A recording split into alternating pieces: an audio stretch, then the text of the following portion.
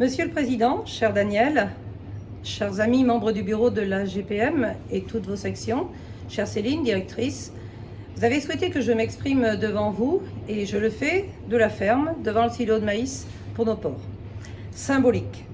Je voudrais vous féliciter pour la tenue de votre congrès de la GPM. Malgré les événements, malgré le confinement, rien n'arrête les responsables syndicaux que nous sommes, car la vie continue, le travail continue et les agriculteurs attendent beaucoup de leurs organisations.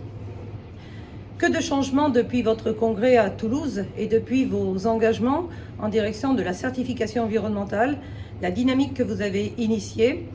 Il y a eu entre-temps des événements difficiles pour notre pays, mais qui ont finalement révélé l'importance de l'agriculture. Cette crise Covid a eu le mérite de remettre au-dessus de la pile les sujets essentiels, les métiers essentiels. Se nourrir, se soigner, travailler, a dit le président de la République. Mais il a aussi dit le 12 mars que confier notre alimentation et notre santé à autrui serait folie et qu'il fallait reconquérir notre souveraineté alimentaire. Cet appel du président de la République, tous les agriculteurs l'ont entendu et ça a été une formidable motivation. Nous avons, nous, saisi cette opportunité et rebondi pour rappeler régulièrement qu'il fallait donner corps à cette ambition de souveraineté. Le président de la République a bataillé ferme avec Angela Merkel pour un budget de relance au plan européen et aussi pour conforter la politique agricole commune qui a un budget stabilisé sur le premier pilier et conforté sur le second. Et puis il y a eu le plan de relance au plan national. Première rencontre avec Julien Denormandie. Déception, vous n'êtes pas dans le plan de relance. Rencontre avec le Premier ministre, nous avons remonté le sujet agricole au regard de son importance et nous sommes le seul pays européen à être aujourd'hui inscrit dans le plan de relance national avec 1,2 milliard d'euros pour l'agriculture. C'est la FNSEA qui, avec pugnacité et avec tout l'argumentaire de ses associations spécialisées et de son réseau, a réussi à porter cette ambition. Souvenez-vous, nous avions milité dans le pacte productif construit autour de Bruno Le Maire à partir d'octobre 2019 pour la compétitivité et le plein emploi en France. Et dans ce pacte productif, il y avait un certain nombre de dossiers pour l'agriculture. Nous les retrouvons aujourd'hui dans le plan de relance. Parce que pour nous, la souveraineté passe par l'investissement, la compétitivité, l'innovation et la résilience et la durabilité. C'est essentiel. La compétitivité, c'est tous les jours. Nous comptons sur l'État pour accompagner les investissements, les agriculteurs. Il y a le PIA, mais il y a aussi dans le plan de relance l'investissement dans l'agroéquipement, dans le numérique, dans la modernisation, dans tout ce qui va nous permettre en termes de recherche de trouver des solutions pour l'agriculture et nous en avons besoin. Mais il y a aussi tout l'accès aux outils de production. Les phytos, les engrais, l'eau. Sur les phytos, nous avons un sujet difficile. Nous avons ouvert une porte avec la reconnaissance d'une impasse forte sur les néonicotinoïdes en betterave. Malheureusement, il y a d'autres impasses dans d'autres secteurs de production et vous êtes bien placés pour le savoir. Je sais que nous serons à vos côtés pour nous battre pour avancer. La France a trop longtemps créé des distorsions sur le sujet des phytos. Il faut absolument que nous reposions la question de fond.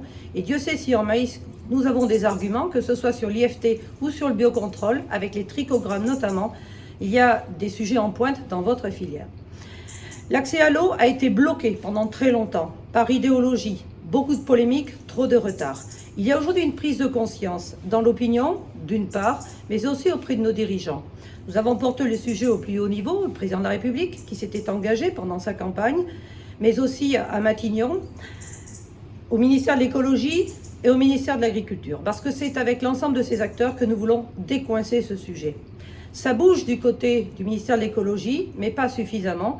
Le ministère de l'Agriculture vient de mettre en place une cellule pour lever les freins sur les projets qui sont en cours et qui sont trop souvent soumis à des recours. Nous avons fait évoluer dans la loi ASAP un certain nombre de choses pour éviter la longueur et la lourdeur des recours, mais c'est un travail permanent, constant, que nous voulons porter parce que nous savons que dans le contexte de changement climatique, il n'y a pas d'agriculture possible sans accès à l'eau. Et d'ailleurs, en matière de maïs, les chiffres de cette année le montrent, 25% de la surface maïs irriguée a produit plus de 35% des tonnages produits. C'est dire l'importance de l'accès à l'eau, qu'on soit maïsiculteur pur ou qu'on soit maïsiculteur pour l'élevage, comme c'est notre cas et comme c'est le cas de beaucoup d'agriculteurs en France.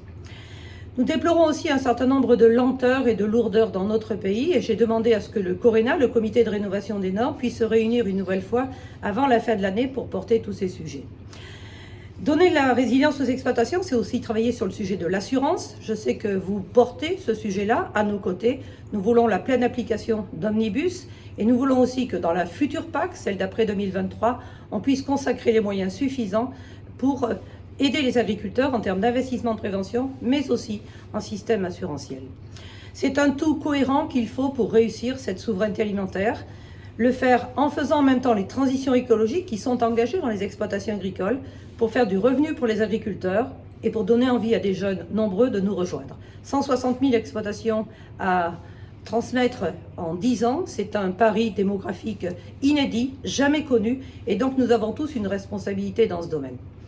Mais c'est aussi au plan européen porter l'ambition d'une agriculture productive, compétitive, une agriculture de production, créatrice de valeur, présente sur tous les territoires, en soutenant les territoires à handicap bien sûr, mais une agriculture aussi qui sait venir en appui à d'autres politiques.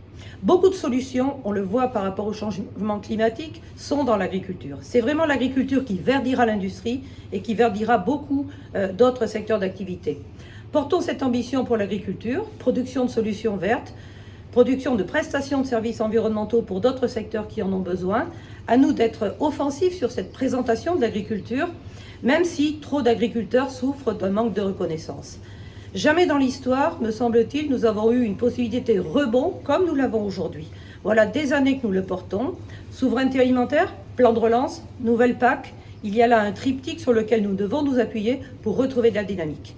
Mais je sais qu'à la tête de la GPM, il y a un homme à poigne, un homme dynamique. J'apprécie son assiduité et sa vista au sein du bureau de la FNSEA. Et je souhaite que nous puissions porter ainsi, de cette façon et avec cet état d'esprit, l'avenir de l'agriculture. Bon congrès à tous.